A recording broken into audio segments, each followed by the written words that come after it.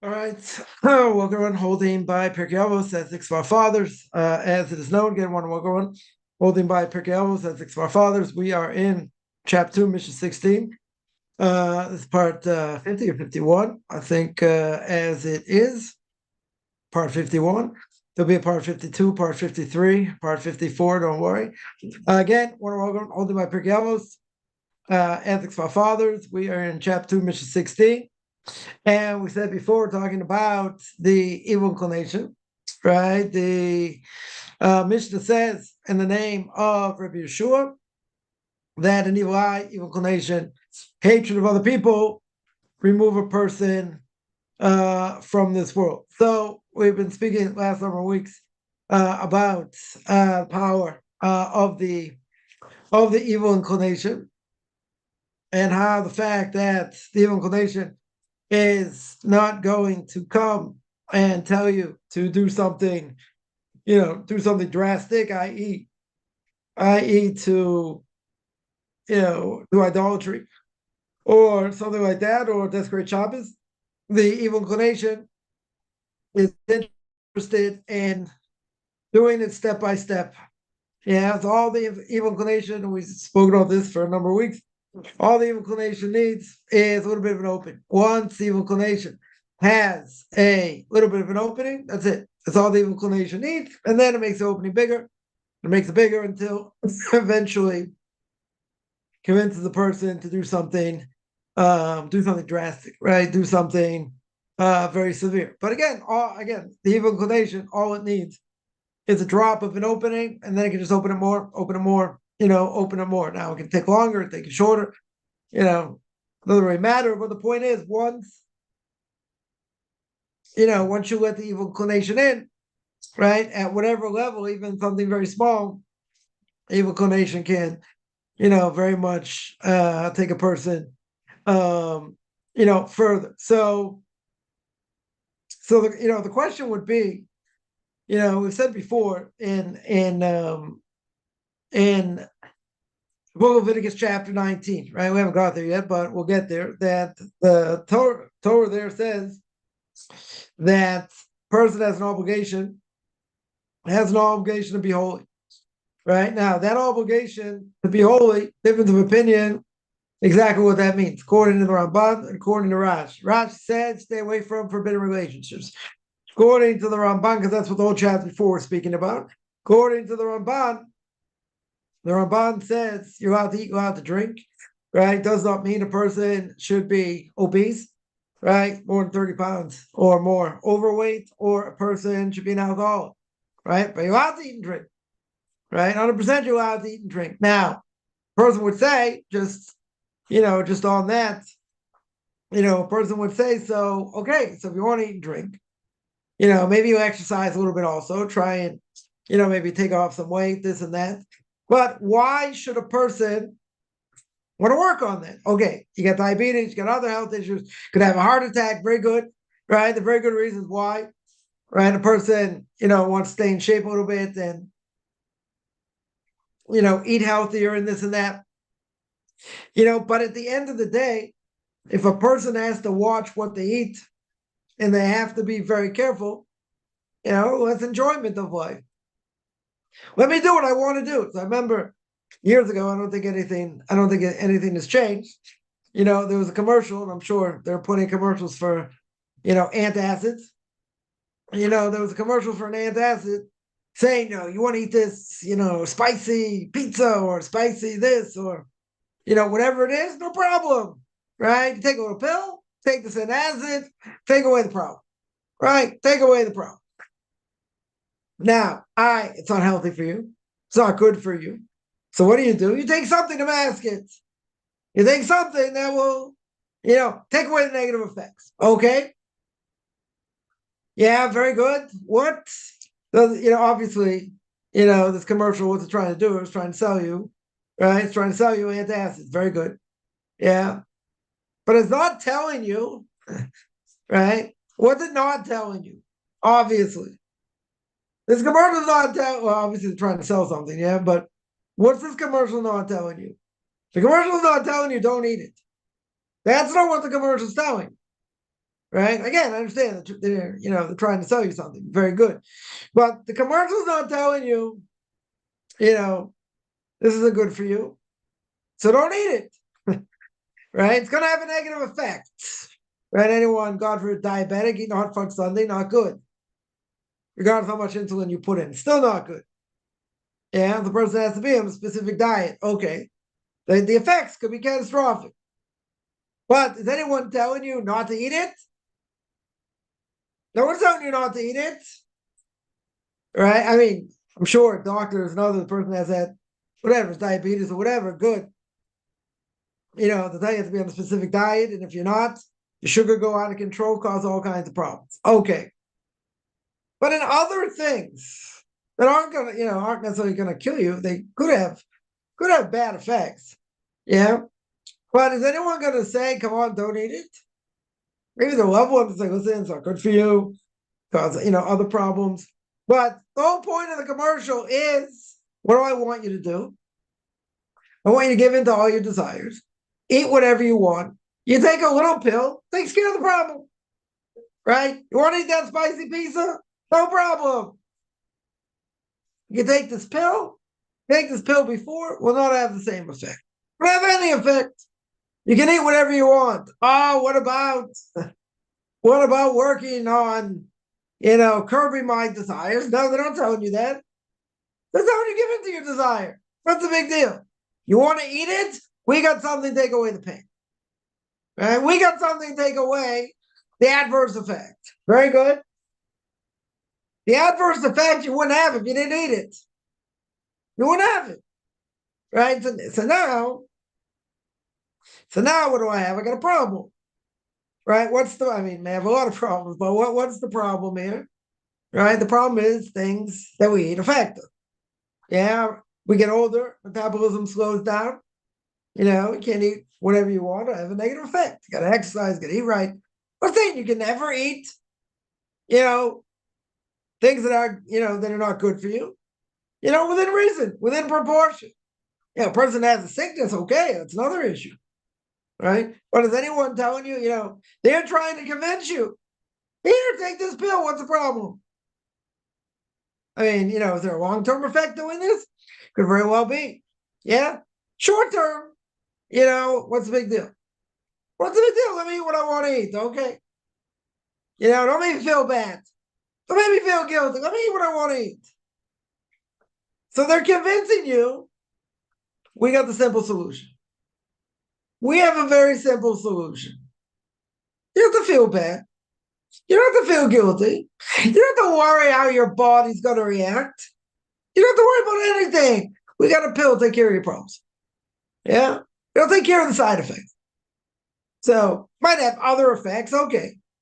But the negative side effects, you won't have. We'll take care of that. But again, what are they not saying? Obviously, because they have a product to pitch. What are they not saying? Work on it. It's not good for you. It's going to have a negative effect, but you don't want to miss out. Why should I miss out? So what if the effect is negative? I don't want to miss out. A person's on their knees and they're in pain, they realize, probably not a good thing. Yeah, probably not a good thing. But I have a way out. I have a way out over here. And what's the way out? I'll take this pill. I take this antacid. So now let's say, someone takes this to the nth degree. They eat a lot of things they shouldn't eat. So what are they doing? They're popping pills to take away the negativity. Take away whatever the negativity is. Now, most likely, not a doctor, I didn't play one on TV. Most likely, you take antacids enough, that's not going to be good. Not going to be good for your stomach. You take it once in a while, you need it, whatever, okay. Yeah. But you're popping these pills on a daily basis, more, like I say, an hourly basis, but whatever. You take, let's say, 2 pills a day. If a person would do it over time, it could have a negative effect. Could have a negative effect. Yeah. Now, if they tell you, let's say, but we'll make it even easier. Let's say you can take, 10 pills a day for 50 years. Won't affect you. Won't affect you negatively whatsoever. It will make it very easy. Right? Easy schmeezy here. So you take 10 pills a day, eat whatever you want. Doesn't have a side effect. You don't have any negative side effects. Not even from taking the pill, there are no side effects. Very good. No side effects. That'd be the best case scenario. Yeah, that means you can eat whatever you want. You have no negative side effects. Play the guitar, sing kumbaya, everything's good. But what are you saying over here? You're saying there's nothing I can't have. There's nothing I can't have. Even if it's negative, I have a way around it. Right? I get medicated. I don't know if taking antacids is called medicating, but let's say you're taking these things to, make sure it doesn't have a negative effect. But all that does is feed this inclination. You're not working on it. You're not saying I'm not going to do it, right? I've heard people say, listen, I have no self-discipline. Okay, at least they're honest. I have no self-discipline. If you put food in front of me, I'll eat it, or I'll find it if I know it's there. So I get their own house, they won't bring it in. Why? Because they'll eat it. If they bring it in, they'll eat it. So better not to bring it in. Okay. That's that's a form of self-discipline. Okay, so you don't buy it. So if you don't buy it, you don't have the problem. But if you buy someone else, they have it. What can I do? It's in front of me. They don't have the greatest self-discipline. So they say, well, what's the problem? It's in front of me. Totally in front of me. But you want to bring it into your house? Okay, but someone else brought it in. I'm not in my own house. So I'm buying someone else. You're not starving. Brought out other food also, but they brought this out also. Very good. So there's no self-discipline. Now, people admit it. Okay. But see, this is worse. Why is it worse? Because I don't have to worry about anything. Whatever I eat, these antacids, whatever, no side effect. We'll take care of the problem. So that means I never have an issue. I can eat whatever I want. It won't affect me in the same way. Right? I won't get heartburn. I won't get reflux. I won't have any of these problems. I'll eat what I want, and that's it. Now, obviously, is that what God wants? No. He's telling you if it's not good for your system, why eat it? So again, we're not going to go with this whole thing, eating right and exercising. That's not the point. It's a side point, but that's not the point. Can a person indulge in this world and still, and still do what they need to do and be relatively healthy? Yes, within reason. That means, someone should eat like 10 cookies in one session? No. Someone should binge eat? No. Mean I can't have a couple cookies and enjoy them? Yeah. Right? You do it on a regular basis, you put on weight. That's just the way it works.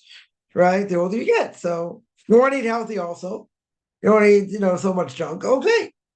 There's so many things, even speaking about being kosher, not even talking about in the secular world. Yeah. Even with kosher things, so many things out there that are kosher that you can eat. They're totally unhealthy. Cookies, crackers. You have plenty of unhealthy crackers. You got potato chips, you got cakes, you got all kinds of things.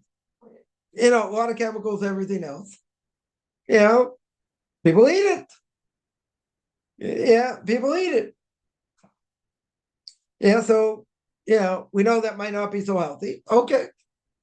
Right? Doesn't mean a person can't enjoy. Right? You got to enjoy. You're allowed to enjoy within reason. Good. But over here, this is beyond. Because it's going to affect you negatively. Yeah, if you eat this spicy thing, whatever it is, give you heartburn. Give you reflux. Let's say a person has a problem with reflux. Give you other issues. So isn't it better? Okay, so you forgo it. Better not to eat it. Because it'll have a negative effect. Plenty of other things to eat. There are 1.5 million other things to eat. What's the problem? You crave this. You want this. You've had it before. It's good. It's tasty, whatever. But you don't like the side effects. You don't like the heartburn, right? I don't think anyone likes heartburn or anyone who's ever had a problem with reflux. right? Nobody likes reflux. No one likes how it makes them feel. Very good. So I got a solution. I got the easiest solution. The easiest solution is you take a pill, goes away. All those problems don't exist. What's the best solution? The best solution is you take this thing, you don't eat it. That's it. You don't eat it because you know it has a negative effect. Person doesn't want to miss out. Person will have FOMO, right? Fear of missing out. They're afraid. Why should I have it? It's in front of me. I can get it. Negative effect? I got a solution. I got a pill I can take. No negative effect. You don't miss anything. Yeah, this is how the evil inclination works, right? The evil inclination will convince you, okay, you're right. If you eat this and you don't eat, you don't take anything with it, yeah, you'll be in pain. It won't be good for you. Yeah, sometimes people do it anyway. The same, for the negative side effect, it's still worth it. Okay. Yeah. But here you got the easy solution. Can eat whatever I want. No repercussions. All I have to do is take a pill. Yeah, that takes away the problem. Right? So I remember, whatever, this commercial years ago. I'm still sure. Trying to sell antacids up the kazoo. Yeah. Nonetheless, made me think, like, you don't have to miss anything in this one. All I have to do is take a pill, take care of the problem. Yeah. What happened to self-discipline? Who cares about self-discipline? Anybody want self-discipline? No. They want to do what they want, when they want, how they want. Right? So I read an article recently, about the era of technology, right? And how, a person's going somewhere, they're on Waze, all of a sudden they see it's supposed to be there in, 5 minutes, now there's a delay. Right? There's a delay, now it's going to take 7 minutes. It's going to take 10 minutes. Right? Whatever it may be. Right? The person gets impatient. Says, you told me, Waze, whatever you call it. Yeah, you told me. It's going to take 5 minutes. I'm expecting to get there in 5 minutes. But if any little thing goes wrong, that's for this generation. Any little thing goes wrong, we go crazy. Imagine computer breaks down, car breaks down. Other if it's something you expect, okay, right? So I heard someone say, it saves a lot of problems, especially in marriage. That your spouse is going to do X, Y, or Z, right? They're not necessarily going to change it, right? So now, if it's something that you're going to say, well, it's not expected and it happens, so then what happens? The other person gets upset. Why'd you do this or why'd you do that? But if you know it's going to happen, right? Again, obviously it depends what it is, but if you know for sure it's going to happen, so what are you getting upset about? It's going to happen anyway. Yeah, this is the end result. This is what's going to happen. The person has a track record. Okay. So what's the purpose of getting upset? You know what's going to happen. So if you're already prepared and you know it's coming, again, I'm talking about something destructive, right? Whatever. This thing is coming. You're not going to be able to change it, let's say. So what do you do? So what do you do in such a situation? Now, if you're going to look at it like it never happens, and then it happens, person's caught off guard, person's surprised. They don't want to go through that. People don't like to be surprised, right? People like to be more in control, but doesn't always work out that way. Nonetheless, what do I have over here? That the person, if they see, person has, let's say, certain, they do certain things. And they do certain things. And over time, they're going to do it again. And they got to do it a third time, and a fourth time, and an eighth time, and a 10th time. Yeah? So if you already know what's going to happen, yeah, it's something that should already be expected. If it's something to already be expected, then that's it. It's expected. Yeah? You're not caught off guard. You're not saying, I can't believe you did. No. It's already expected.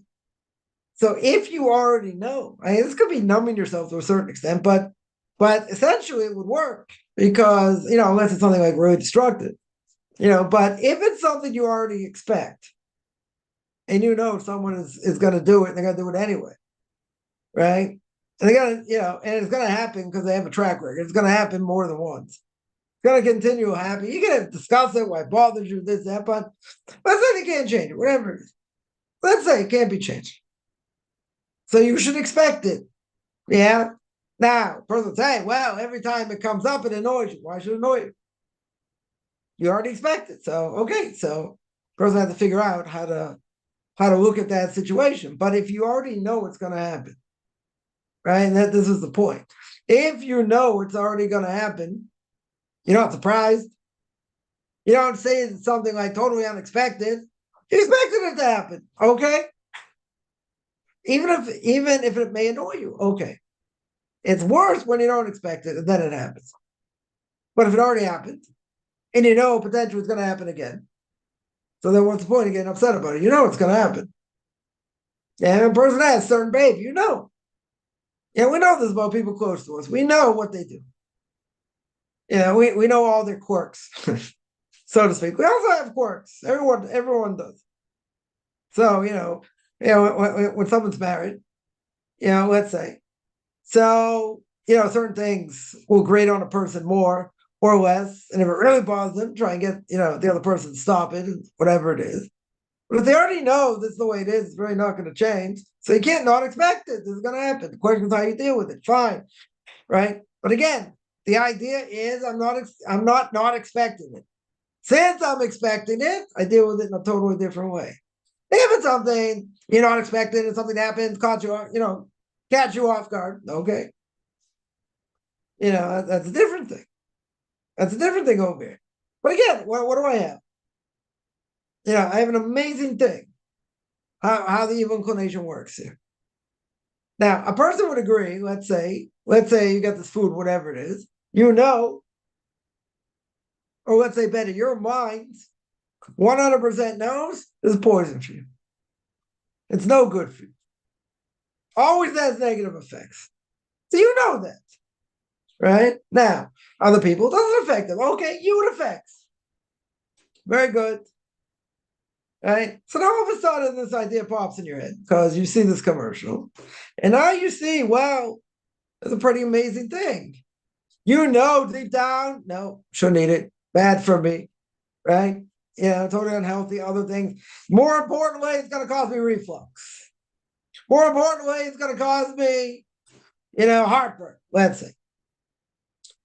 That's going to happen. Now, your mind is going to tell you can't touch it. Right? It throws off the body. It's not good. Yeah. But your heart is telling you, eat it.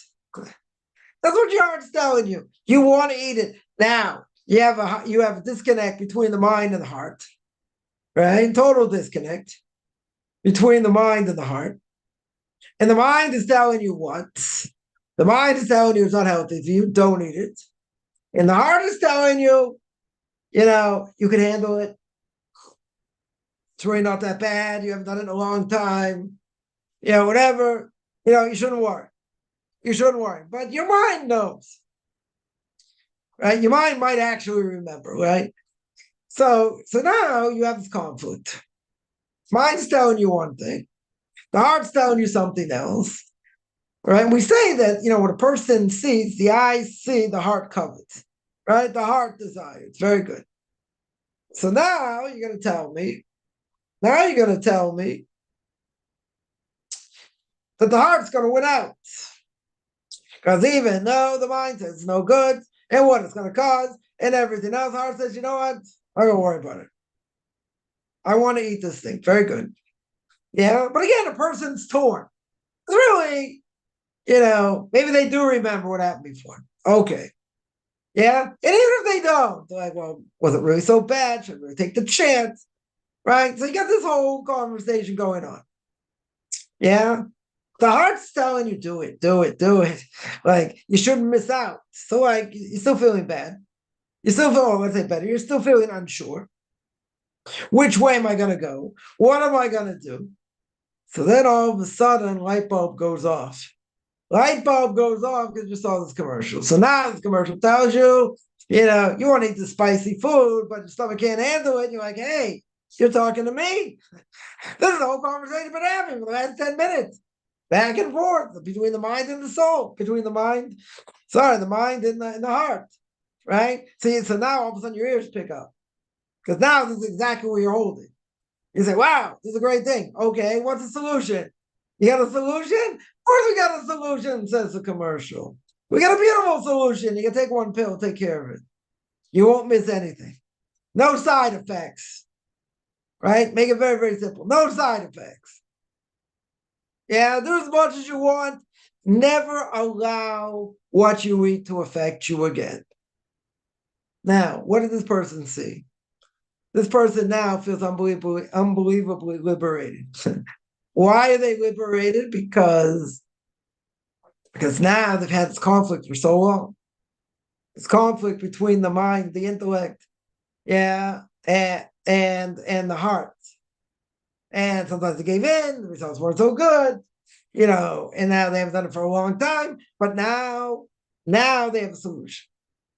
Now TV is giving you a solution, right? Or wherever you got this information. Now it's giving you the solution. No guilt. The mind is going to be put at ease. The mind is going to be assuaged. Why? Because this commercial just convinced you. I'm going to suffer. You really want to eat it, but you're going to be prevented. Why? It's going to affect you negatively. Okay, so you're not going to do it, but you feel bad because you really want it. So why should I feel bad? Right? And that's exactly what, you know, anyone selling any product, whatever product they're trying to sell, yeah, they have a pressure point, right? There's a pressure point from somebody looking in that you're answering their problem. That's how marketing works in general. You have something that someone else needs. Now, question is it a real need? You have to convince them more, but they have a need. They have a need. You're coming and solving a problem. Yeah, when I was involved in real estate, all about buying properties on the value. You know, do you have a property you can't sell? Do you have a property, that has no equity? Yeah, we can take care of that. Yeah, you have a property going into foreclosure. We can take care of that. You have a property, whatever. Whatever it is. What are you hitting?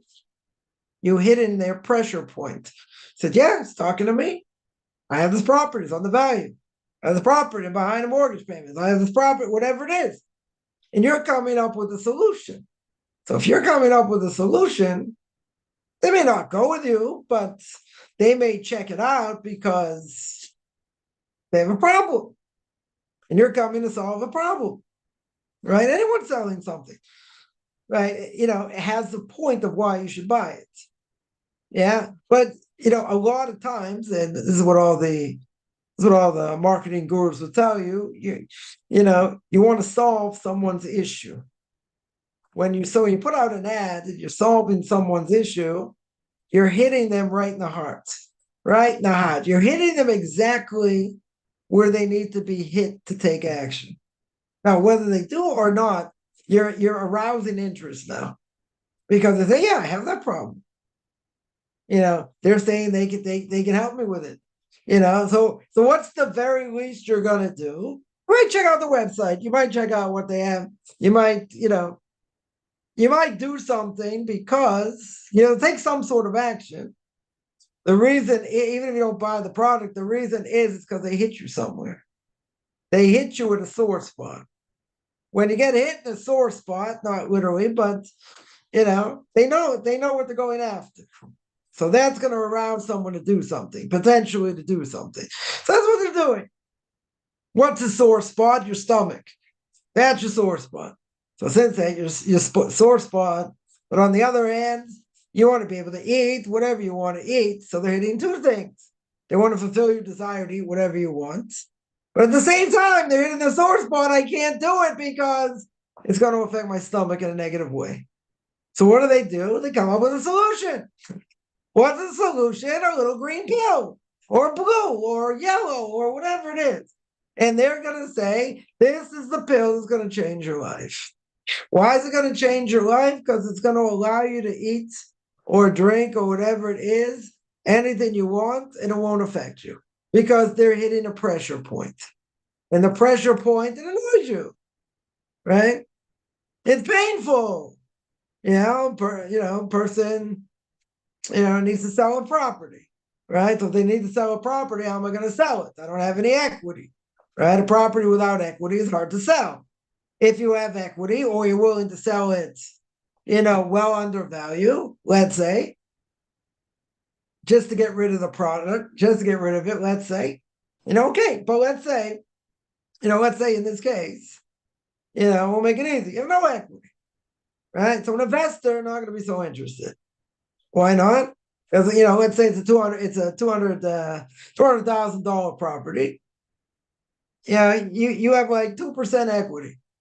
You have 5%. You don't have really that much. No wiggle room over here. And a person's not going to sell it, for pennies on the dollar. Right? You get an investor to come. They might be interested. You take 30% off. You take 40% off. People may jump, even though the state's hard to get hard to get a mortgage. Say mortgage rates are high, still very high, right? Regardless. But if you're gonna sell it well under value, right, that's gonna jar interest, right? But if you see an ad, you see a billboard, I don't know, whatever it may be, that someone's gonna take you away from that problem, you're gonna call them up, or you're gonna see what they do. Obviously make sure it's not a scam, right? You're gonna see how can they help me with this problem. How are they going to help me with this problem? Yeah, they're going to hit a pressure point. And that pressure point is exactly where they're holding. Exactly where they're holding. And that's gonna jar their memory and say, yeah, this is the solution. So imagine someone sees that commercial. They've been having these doubts and questions for a long time. They see this is a pressure point. Right? It's, I would say it's like least common denominator pressure point, meaning, okay, this is a discussion the person having. Should I eat it? I shouldn't eat it. What are the pros? What are the cons? Yeah. Your desire is telling you eat it. Your desire is telling you, to eat it. Your mind's telling you don't eat it because it's going to affect you negatively. So now you get this mind to heart fight. Very good. Yeah. All of a sudden you hear something's going to take away this problem forever. And you've agonized over this thing because it has affected you negatively. Then you can eat whatever you want and all that. Very good. So why am I harping on this? Because this is what the evil inclination does. The evil inclination doesn't stop. Yeah, the evil inclination is going to try and convince you left, right, and center. Don't eat it. What are you worried about? What are you worried about? Oh, but you are worried about something. You're worried about the negative effect the food's going to have on you. Good. Right? That's the mind coming to the rescue and saying, don't do this. Don't be a fool. Right? Be in the bathroom for days. Don't do it. Not worth it. Right? The pain, the agony is not worth it. What's the heart telling you? Just eat it. Yeah? What are you worried about? So what you be in the bathroom 2 days? It's worth it to eat. It's worth it to eat. So then, there's enough pressure.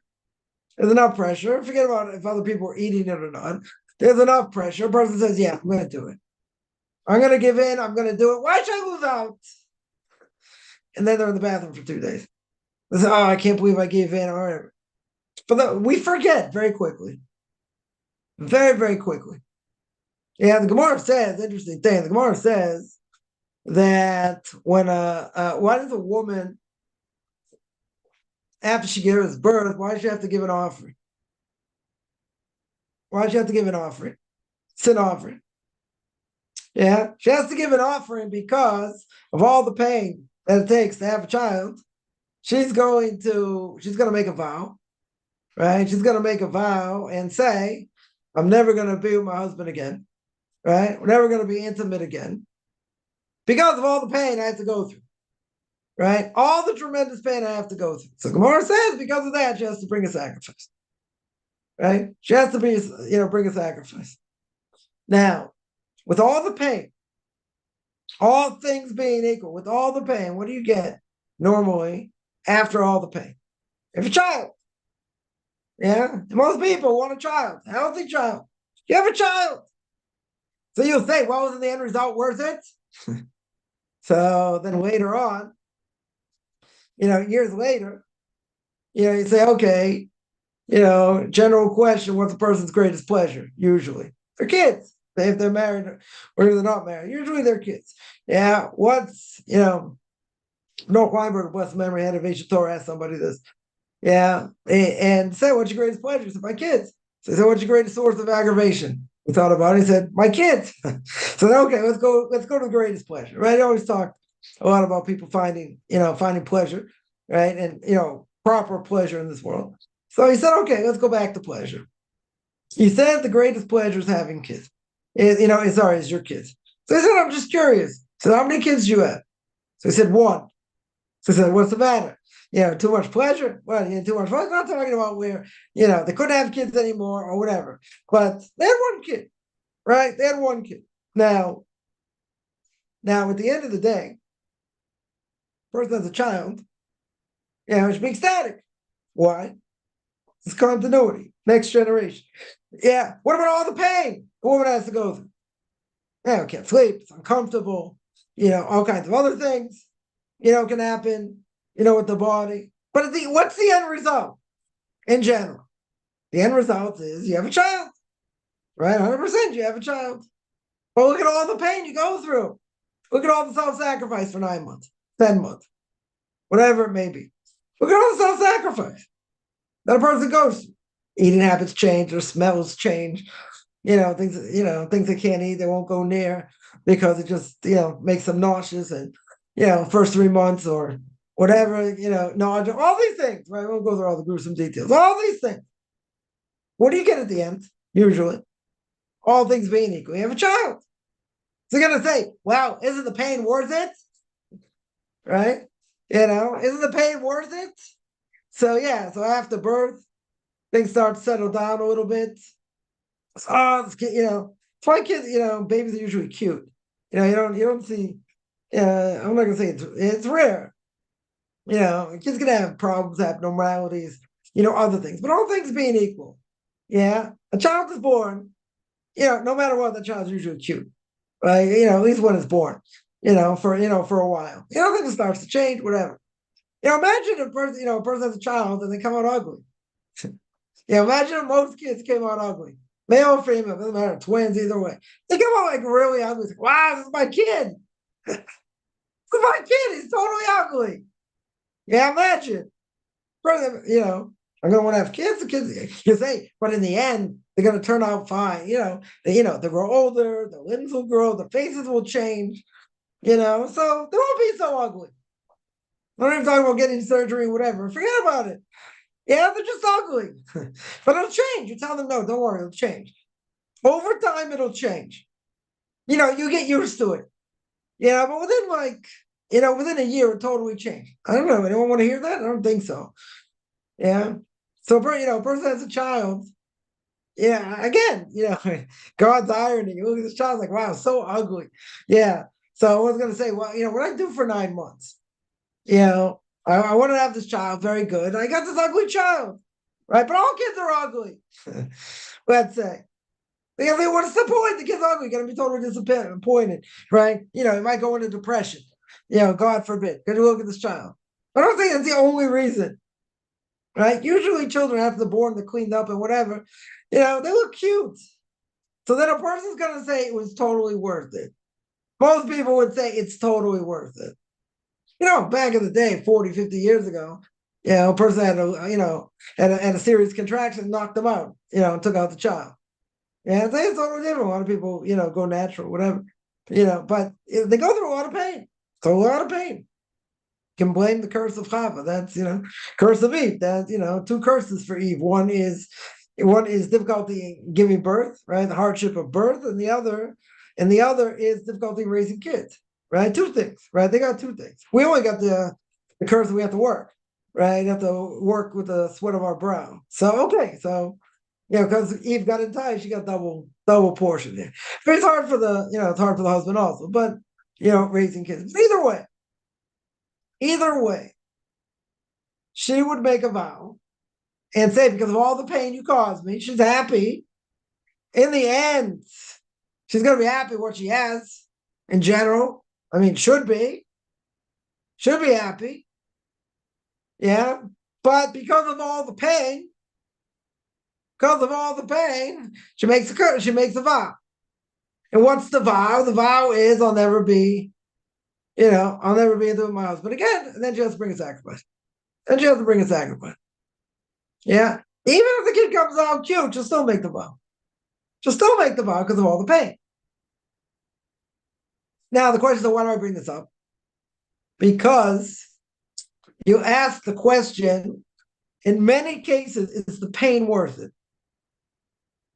Is the pain worth it? So you say it depends. Depends on the circumstances. In our case, person's going to eat something that's spicy, it's going to affect them in a negative way. Forget about taking a pill. You don't have the pill. Yeah, you eat it anyway, understanding there's going to be pain. Now, what level of pain, how much pain, doesn't matter. You know it's going to affect you in a negative way. So what's the question? The question is going to be, is it worth it? Is this pain worth it to go through or not? So that depends on the person. Now, if someone has gone through it before and they can handle it, they're willing to do it, okay. If they went through a really bad experience, that'll probably convince them not to do it. Why? Because they remember. They remember.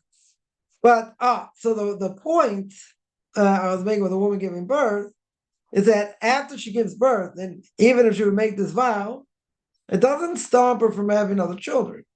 Now, why doesn't it stop her? Because God created an amazing thing. He created forgetfulness. Why forgetfulness? Because over time, regardless of how difficult the child is to raise or not, even if the child is easy to raise, let's say, in general, over time they forget about the pain they went through. Now, some women will tell you, however many births they had, they remember every single one. They remember every single one. I'm not here to judge. It's painful. For sure painful. Yeah, but they remember every single one. Okay. So how can they have another child? Let's say someone, average, let's say in the States is less than 2 kids. Well, let's say 2 kids. Yeah. After the first one, and let's say first one always takes longer. Person could have back labor, be in tremendous pain, could be, it could take a day, it could take 36 hours, it could take more. By the time things start to happen, after that, things go quicker or should go quicker, okay. So even with that, the body is like a train wreck. The body's gone through a tremendous amount of trauma, unbelievable amount of trauma, having this child. But they'll say it's worth it. It's worth it to have this child. Very good. But then they're going to say, I'm never going to, yeah, that's it. No more kids. Never going to, be with my husband again. Okay. But was the pain worth it? So they say, well, see how the child ends up later. You don't have that luxury, right? Was the pain worth it? So most people say yes. It was worth it. Then why would they go through it again or multiple times? Yeah.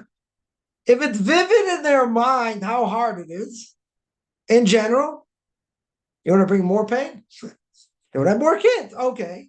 But they know to have more kids, what's going to happen? And they're going to have to give birth.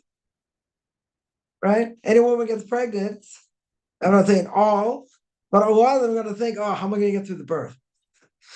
Right? They're 3 months in, 4 months in. What's the main thing they're thinking about? Usually, what am I going to do about? I mean, not always, but how am I going to give birth? How am I going to be able to do this again?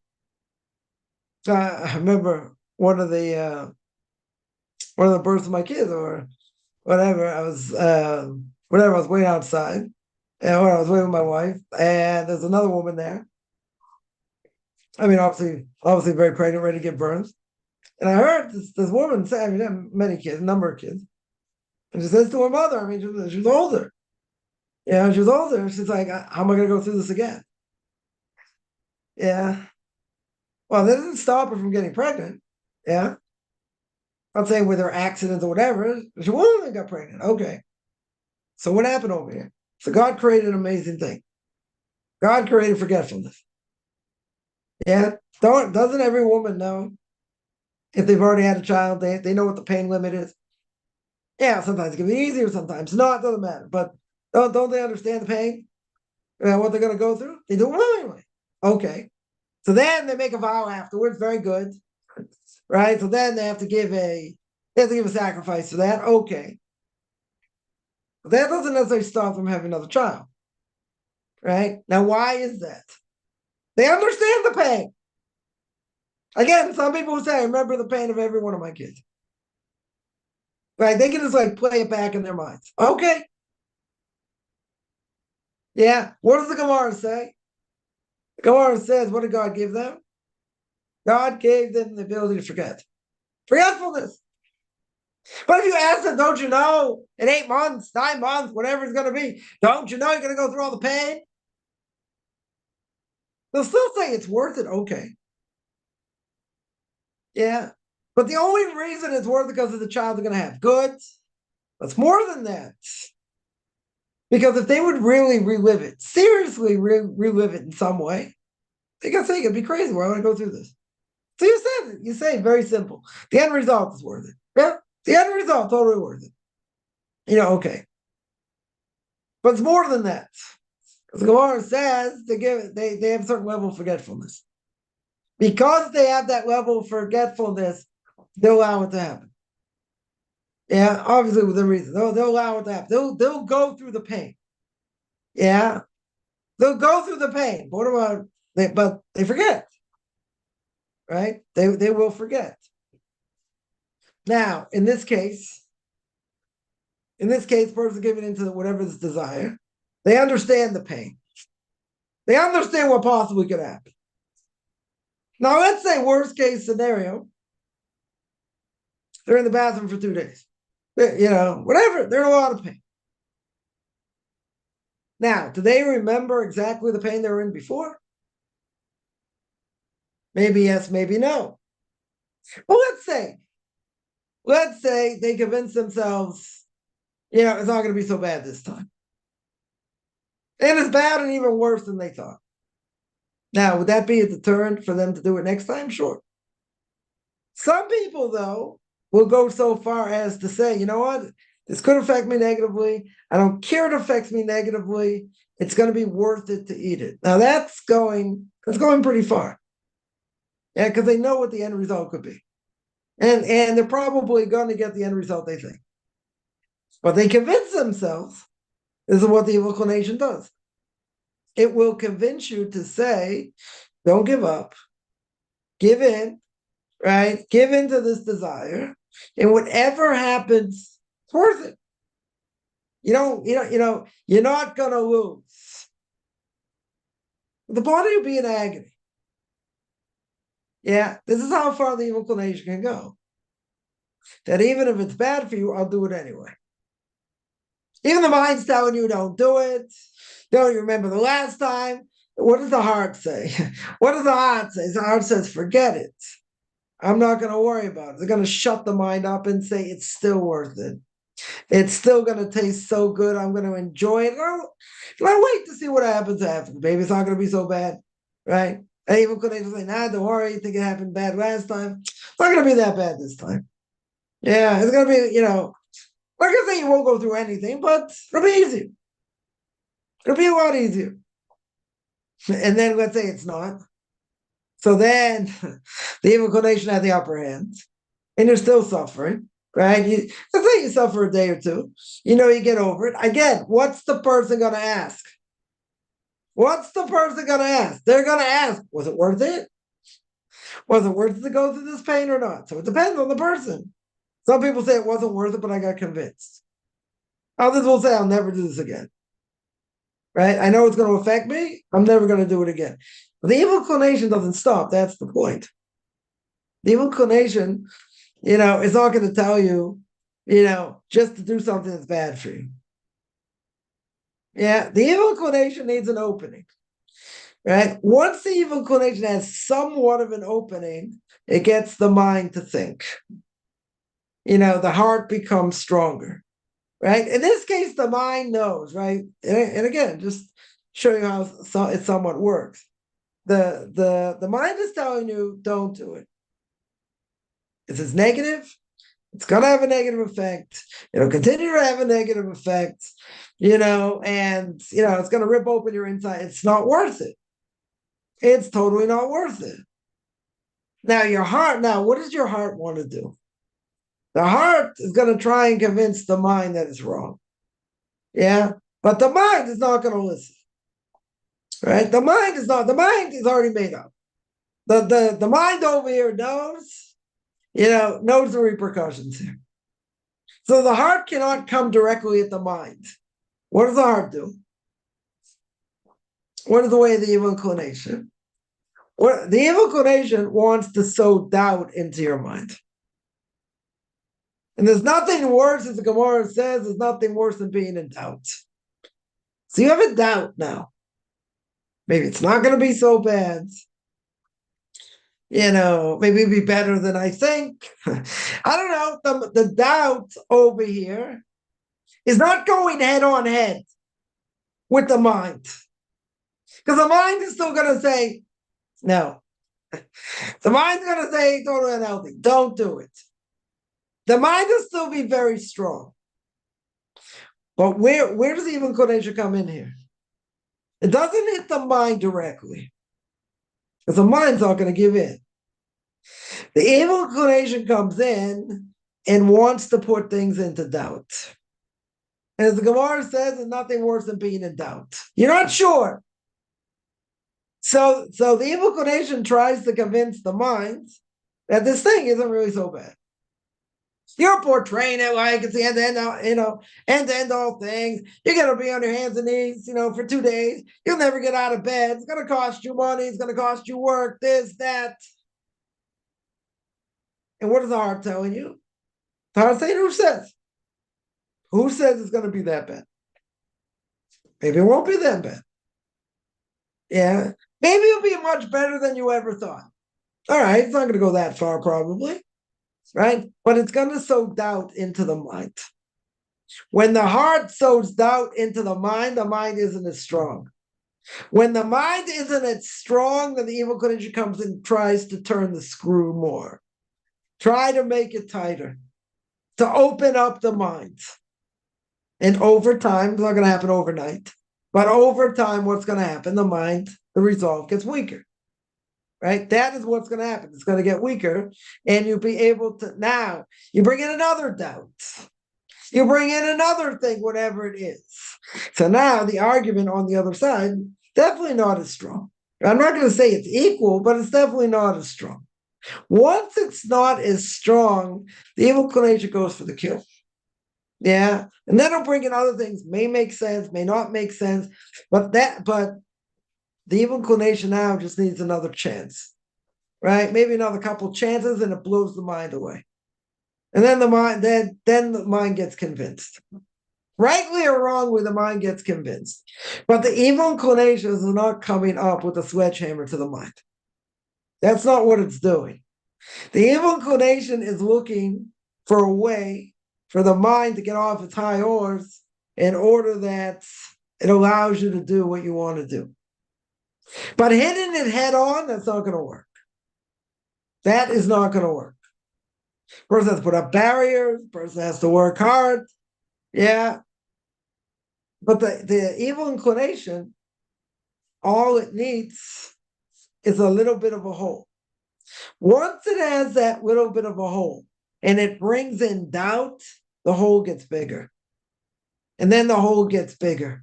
And on the other side, eventually, I mean, hopefully not, but eventually what can happen is the mind turns to mush, so to speak, and the mind gives in. So why would the mind do that? Even if it goes against common sense, the mind would do it because they don't want to fight anymore. It's too hard for you to fight. It takes too much emotional strength.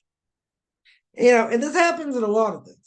I'm killing this with food here, right? But I mean, there are things people don't want to deal with that they should, might be hard to deal with, right? But at the end of the day, emotionally takes a lot out of them, right? Change takes a lot out of a person.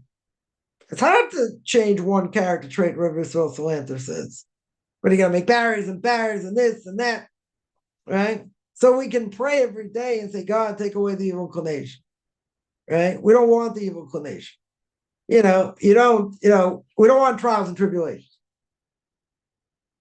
right? So what can a person pray for? God helps them in a way, right, where something that shouldn't be important to them, which is important to them, and is distracting them, they can pray and say, God, just not just take it away.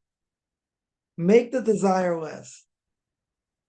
Don't make it non-existent. That's probably not going to work, right? But make the desire less that you don't care, that it doesn't matter, right? Help me in a way I can focus on things that really matter and not get distracted. Now, that's easier said than done, right? Because we live in a very distracting world, right? Many things distract us. Okay, right? But if we know what the main focus is, which we should, again, which is going to be, which is going to be Torah mitzvahs, whether a person converts or not, it doesn't matter, right? But that's going to be the focus. So if that's going to be the focus, as the question always comes up, how can I stay focused all the time and not get burnt out? Okay, that's a good question. But if I understand just in theory, I understand as King David says, right? King David says in the book of Psalms, you're here for 70 years. If you have strength, 80 years, anything over that's a bonus. Yeah, so we're not here that long and time goes by very quickly. So if a person would say, listen, I know I'm going to be here for a certain amount of time, whatever it is, in the end, I'll repent. My later years, I'll repent. But I have all this time in front of me. But if you have all this time in front of you, no matter how old the person is, if a person has all this time in front of you, right, or in front of them, let's say, if they have all the time in front of them, then what happens? And everything they do up until that point strengthens negative things, not positive things. Could be some positive things will be strengthened, but there'll be a lot of negative things that will be strengthened. A lot of bad habits the person's done for years and years, this and that. Then a person says, okay, when I'm older, I'll unravel it all. When you're older, first of all, your mind doesn't work as well, over time. But at the same time, when you've been doing the same thing over and over and over again, it makes it much harder to stop. Much, much harder to stop. So it's a foolish reaction. The first thing, I get all this time. Okay, you don't know what tomorrow's going to bring us, right? King Solomon says in Proverbs, you don't know what today's going to bring, you don't know what tomorrow's going to bring. Okay, so you have to repent every day. Okay, well, let's say you had a prophecy, a real prophecy. God says, I'm going to give you till 92. Right? You're going to live till 92. Very good. So you see, I got another 30 years. I got another 40 years. So I got plenty of time. Right? And again, let's say God doesn't go against his promise. Yeah, you didn't do anything else to cause it to happen earlier. So see, God granted you another 50 years. Let's say 52 years. Person's 40, you got another 52 years. And God told you, you're on the shadow of a doubt, you weren't dreaming, you weren't on drugs, any psychedelic drugs, right? What happens? You got 42 years. Beautiful. I got plenty of time. So don't knock me. Leave me alone. I got 42 years.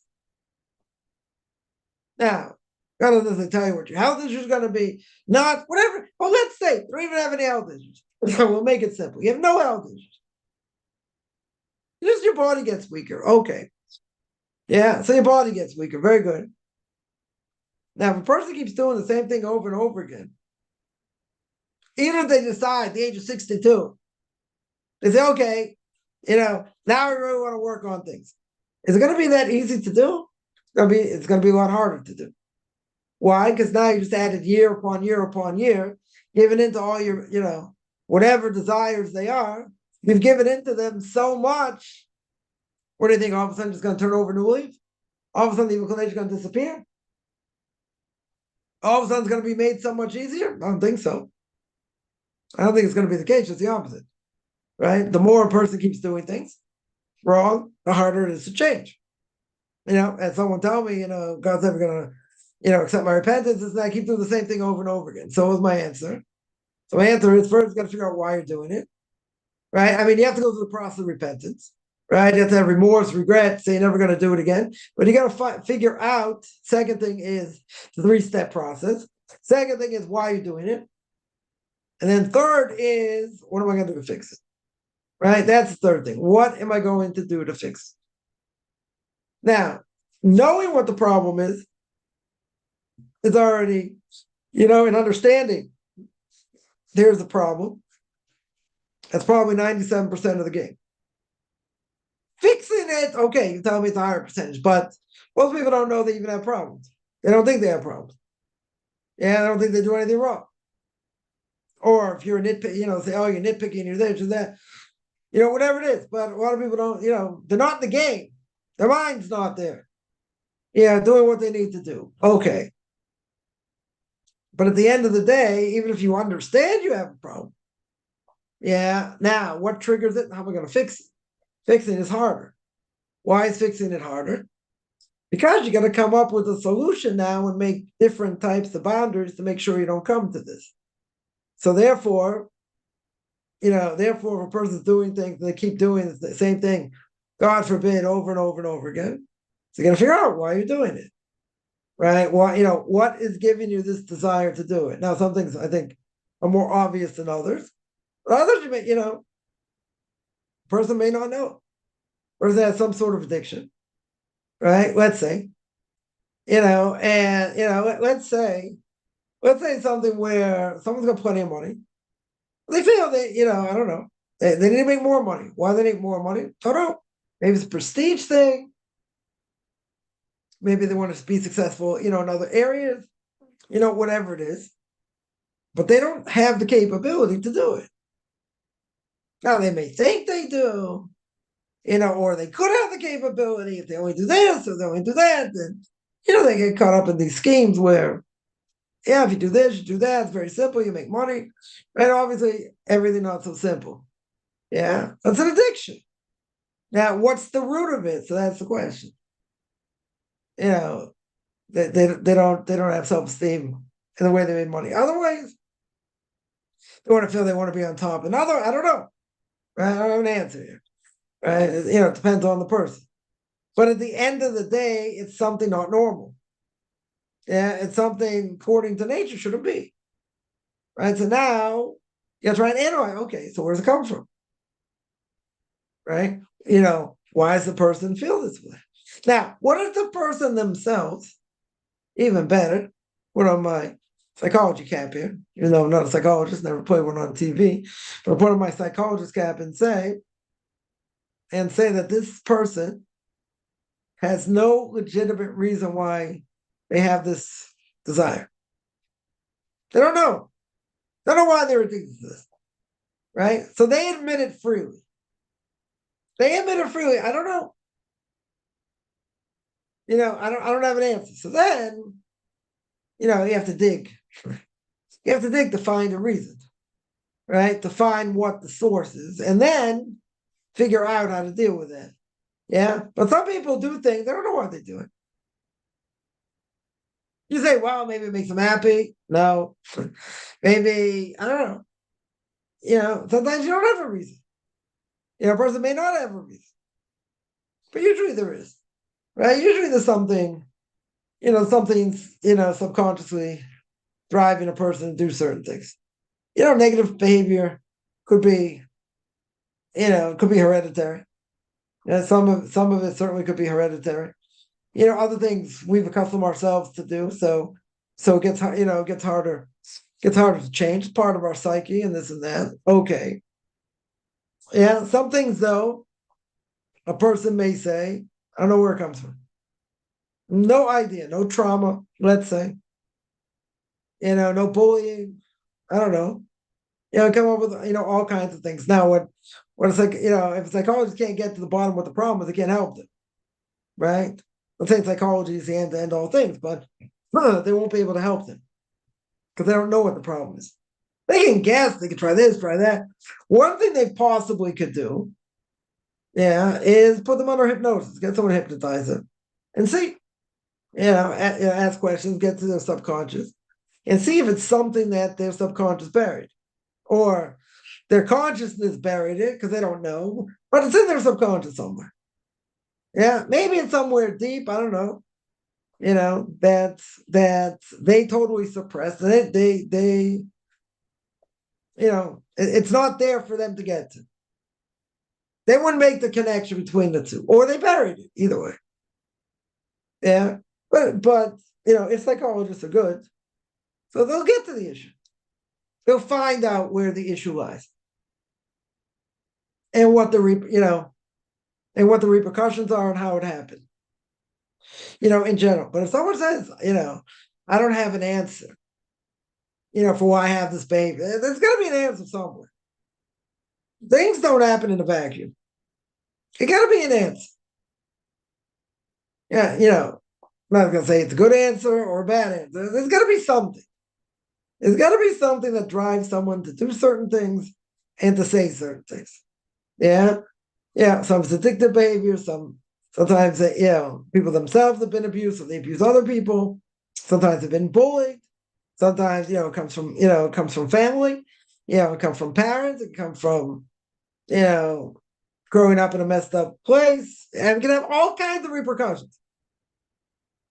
All kinds of repercussions. And they come out in different ways.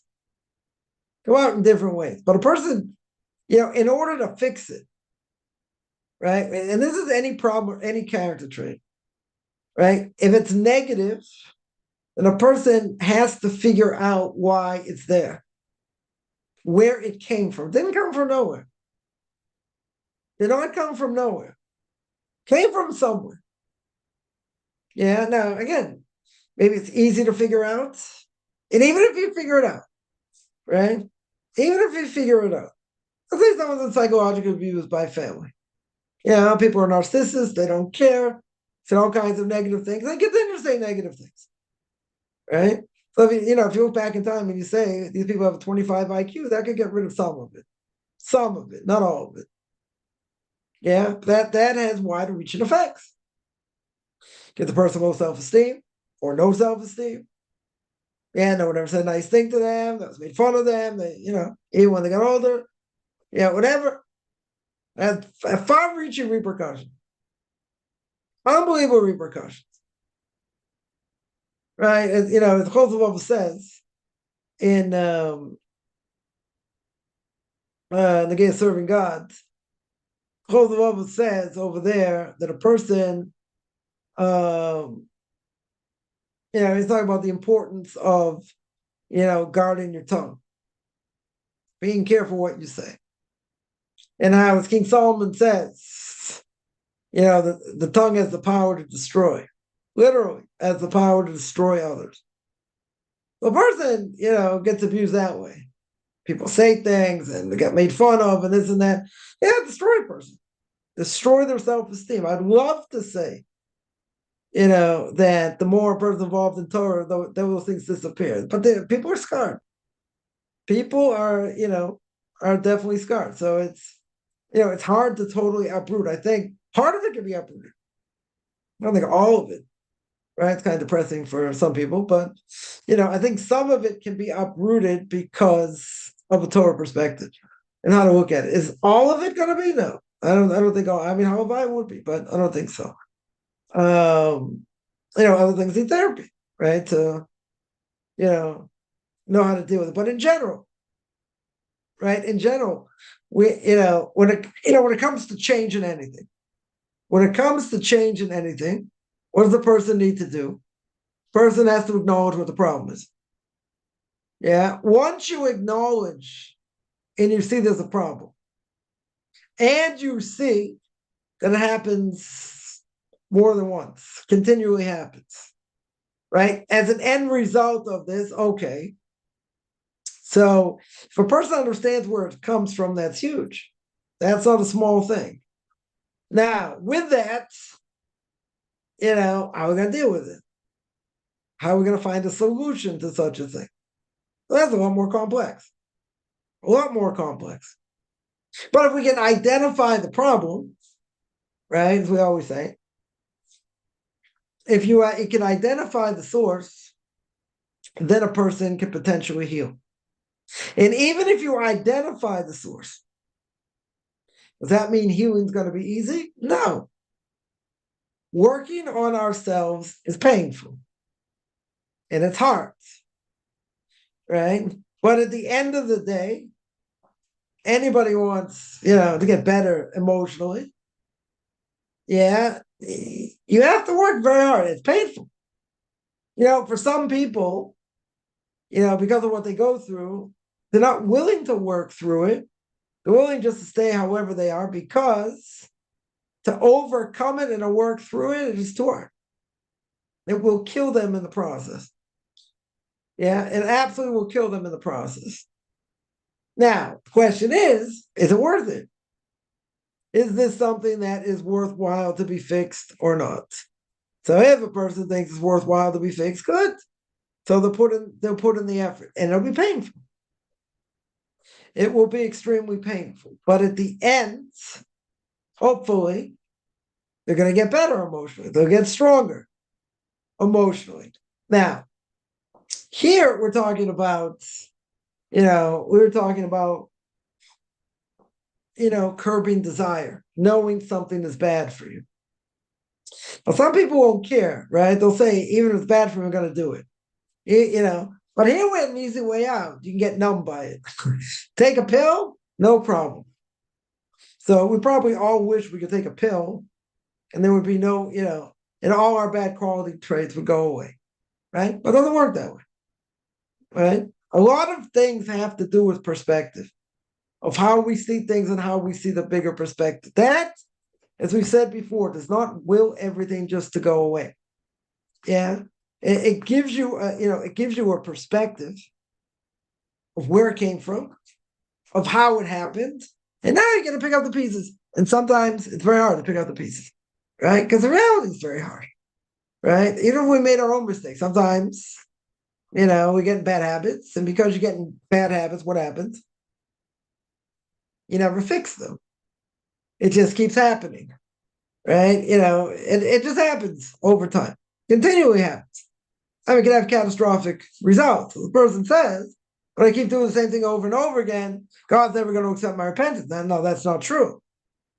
A person goes through the proper ways of repentance. The person has regret, remorse, say never going to do it again, figure out how you're not going to do it again, and then, you're going to figure out what the source is and then go fix it. Figure out how you're going to fix it. But also, as we're talking about the evil inclination, this is exactly what the evil inclination wants also. Because the evil inclination wants to come and say, you can't change. It's impossible to change. Right, come on, you came through Rosh Hashanah, Yom Kippur, you're on a high, went through Sukkot, you're saying you dance a lot, very good. Right, now it's like a month after, right, just about a month after. So what'd you take on? What are you doing?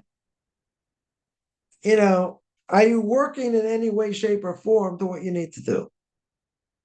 Now, it can be very depressing and say, well, not doing so good. Yeah, like every year, I'm not doing so good. But at the end, and that could be totally depressive person. But saying, what's the point? What's the point of trying to go through it if you know you're going to fail? Right? That is the question. You know you're going to fail at some level. So what do you try and do? You take on something very small, very, very small, and you work. You work to fix something very, very small. Now, something very, very small in God's eyes could be very big, especially for this generation. Nonetheless, you got to take it in very, very small bites. You overcome one thing, you got to continue to work at it so it doesn't come back. Once a person's confident in that and they're still working on that, they can work on something else. But it has to be something very, very small. If they bite off more than they can chew, they're going to fall very fast. They'll fall extremely fast and hard. Yeah. Why? Because the evil inclination is going to come and say, see, you tried to change this. You couldn't even change that. God's going to look at you, this, that. God's never going to accept you. Again, evil inclination is very good at what it does. But it's there to convince me and put doubts in my mind, right, in all our minds, and try and convince us of all kinds of things that aren't good for us. Yeah, but if, so we said before, if I have a solution, I can take a pill and take away that problem. Very good. But that didn't answer the problem, right? There are times we mask the problem, but we don't, we don't deal with it outright. But, let's say, a person's sick, person got a cold, or, a person got the flu. What do?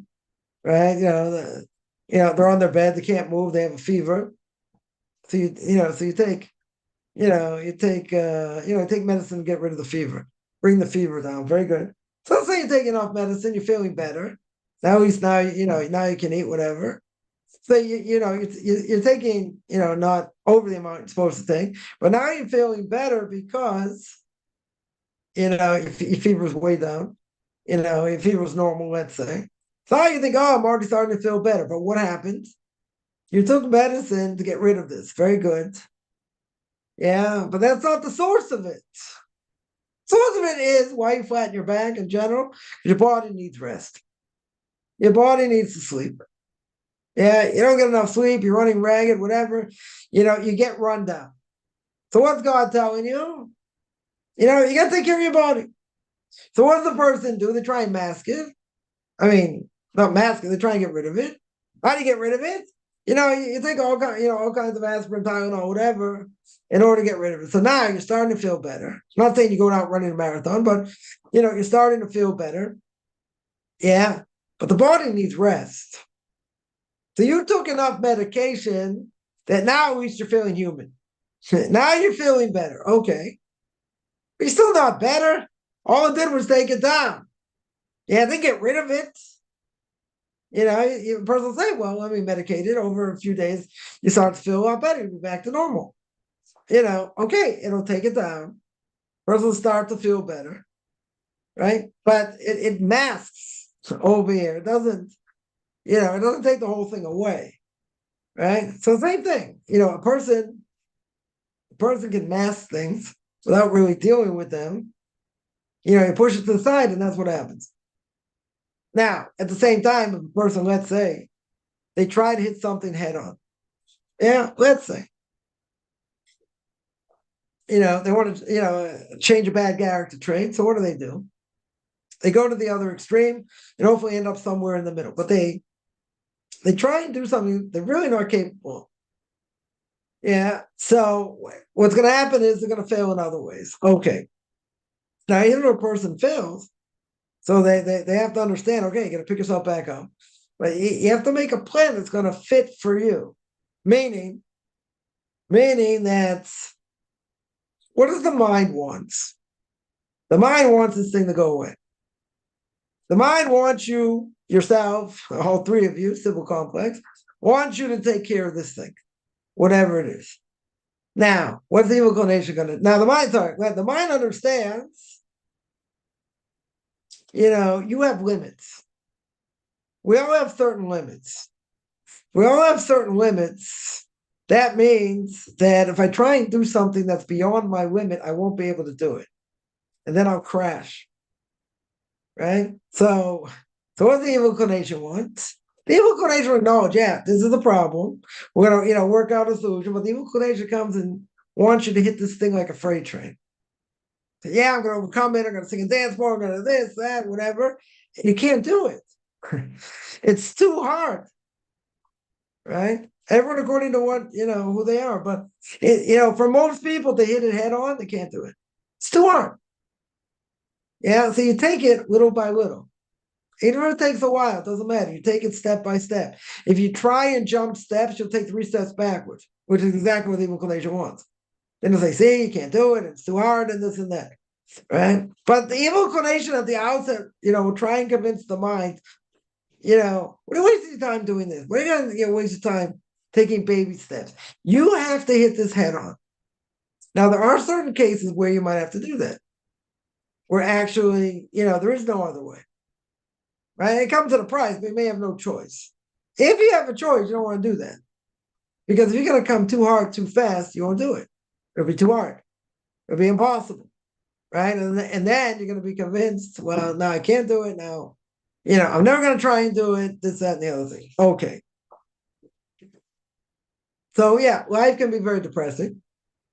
That's true. But if I have what to work on, which we all do, hitting something head on is never good, right? It's never good because you won't be able to do it. You won't be able to do it. So we need to take it in sound bites. We have to have patience. And as we said before, even changing one thing is huge, right? In a person's lifetime. It doesn't matter. We have a lot to work on. We all have, we all have plenty what to work on. Nonetheless, if I look at it and a person has doubts and we don't see results, even better. A person could say, well, I've worked on this, I've worked on that, but the results don't show that. That can aggravate a person. That can say, what's all this work? I did this, I did that, I did the other thing. And you didn't get the end result you wanted. So again, that'll cause someone to lose self-esteem. That'll cause the person potentially to say, why did I do all this? I did all these things, and someone else says, but I still feel this, or I still feel that, or I still feel the other things. So it doesn't matter what you did, even if you did a lot. But the other person says, and again, according to them, you didn't really do that much. And you say it's not true. Look how much I changed over here. Look what I did over here. Look at this. And they don't see that. Now, what do? They're telling you a totally different story. They're telling it from their perspective. They're not telling you to rub in your face. They're not trying to put you down, per se. They're saying what you said is not true. Right? Or not, it's not true. You might have worked very hard. Right? You might have done a lot. But the end result is not the same that I need. So then you got to figure out another way, because what they're telling you is what you did is not working for me, or it's not working enough. Now, who's right? You tell me maybe both are right. According to you, you worked very hard, you try to work very hard, and you're seeing certain results. Very good. According to the other person, it's not enough. Yeah, it's not also right. Because either the message you're giving over is not good enough, or it's being convoluted, or that's not what they need, or they need something else. A person has a child, and the child says that they still feel X, Y, or Z. You say, what do you mean? We do this, we do that, we do the other thing. It doesn't matter what you think or what you've done, right? The child comes back and says, but I feel this. And I feel that we're going to say, the worst thing that can be done is where a person doesn't acknowledge a child's feelings. The worst thing. Again, could they be over-exaggerated, this and that? Could be. But if they say they feel X, Y, or Z, what's the obvious question you have to ask? The obvious question you have to ask is, why do you feel that way? Why do you feel this way? I've done this, I've done that, I've done the other thing. You shouldn't feel this way. Right? But you can't say, it's a problem, because to say a person doesn't have the right to feel a certain way, you're deflating them. You're demolishing them. You're saying, like, whatever you think doesn't matter, because you're wrong. Right? I don't think saying that directly, right? But you're saying that, like, who cares what you think, right? This is the reality. That's the reality the way you see it. What about the reality that I see? So you can't delegitimize them. You can't say that's not the reality. You have to ask them. I mean, every kid according to what they understand, right? But you have to ask them, why do you feel this way? Are you upset because of this? Are you upset because of that? Are you upset because of whatever? Yeah, you have to get to what the problem is. Because if a person blows them off and just says, you don't have a right to feel that way, that will demolish them. That will absolutely demolish them. But then what does the kid hear? Kid hears, doesn't matter what I say, you don't like what I say. You'll never agree with what I say anyway. You don't care, let's say better. You don't care what I have to say. Now, that's not true. You do care what they have to say, right? Well, what did you say to them? How did they, or let's say better, how did they take what you said? They took what you said is what you say doesn't matter. I.e., like, your life doesn't matter. Like, I'm right, you're wrong, you're the kid, I'm the adult, that's it. Right? That's the way it goes. Right? Person will get demolished. You will demolish their self-esteem. Right? Why? Because they'll say what I say doesn't matter. What I feel doesn't matter. Because when a person says, well, you don't have a right to feel that way. Yeah. As adults, it works that way also. Even worse. Because an adult can say to someone else, who cares what you have to say? Doesn't matter what you say. You know, I don't care what you have to say. They delegitimize you. Totally delegitimize you. Now, even if you know where it comes from, it's painful because you have what to give and all that, and they crush you like a grape. They squash you. Who cares what you have to say? You know, what you have to say. You know, anybody want to hear that? I don't think anyone wants to hear that. Nobody wants to hear what they say doesn't matter. You can say we disagree. Okay. Or, quote unquote, we can agree to disagree. Okay. Yeah. You know, someone say, well, you don't care what I have to say. It depends what it is. You know, if you're going to blaspheme and say different things and, you go against God and say, yeah, I disagree. You can also say, listen, you have a second grade education. I should take what you say seriously. I mean, whatever. It gets into other things, right? You get into all kinds of other things. But what does it do, essentially? What does it do? It delegitimizes you. If a person says, well, I don't care what you have to say. It's painful. Nobody wants to hear what they say doesn't matter. Yeah. Now imagine how an adult feels if they hear that. Something that is extremely important to them. Even if they have a big ego, doesn't matter. Now, imagine how a kid feels. Right? Imagine how a kid feels. It's 10 times worse. 10 times worse. Right? Nobody wants to hear what they say or what they do. Doesn't matter. Nobody wants to hear that. Again, you want to disagree? Okay. You want to give me Webster's 8th definition? Okay. We can have a discussion on it. How does a person react? Let's deal with this for a second. How does a person react when they get delegitimized? What's the first thing you're gonna do? You're gonna be yelling and screaming. Who are you? Who are you to say what I say doesn't matter? I have a lot to say. I have so much to say. I got plenty of people just, not only tune me out, just like shut me up. I'm like, we don't care what you have to say. No matter what you have to say, you can go convince the masses. You're not going to get anywhere here. Like I say, well, it's painful. If I look at the person like they're a quack, okay. Yeah. You'll still say, well, isn't that a little bit painful? That's where it comes from. Right? It depends where it comes from. But, if we're strong enough, it's not going to matter. Well, why is it going to matter? Because you're gonna, the thing you can't do is react. And we do that all the time. We, knee-jerk reaction. You gotta think, like, why are they saying it? Did they really mean what they said? Let's say they did.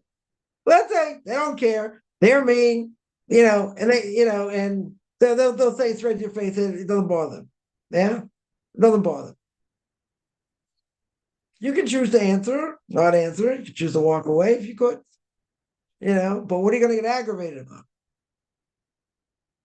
Yeah. Person got a 25 IQ. What are you going to get aggravated about? Right? So you're going to say, but it's painful.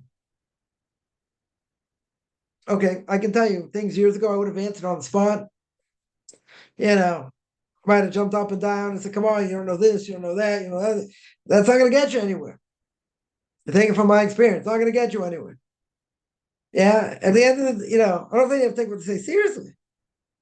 I'm not going to say, maybe it's not painful. See where it comes. From whence it comes, as we would say. Do I have to answer everything? No. Right? Sometimes, you might have to say something, but at the end of the day, right? At the end of the day, why would I let someone get under my skin? For one reason. I gotta say, but they're cruel. They can be mean. People can say mean things. Yeah, they can. They absolutely can. Question is, it's come from animosity, hatred, or is it coming from love? They're just angry, right? Had a relative that, whatever, said a lot of nasty things. A lot of nasty things. I know where it came from.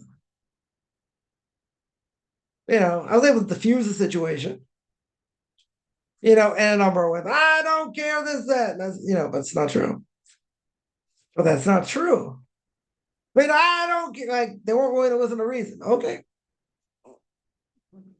Yeah, but it wasn't coming out of hatred per se. Coming out of a hatred of ideas, hatred of a group of people. Okay. Which I'm included of. Okay. But the underlying thing was not coming from that. That's all where it's coming from.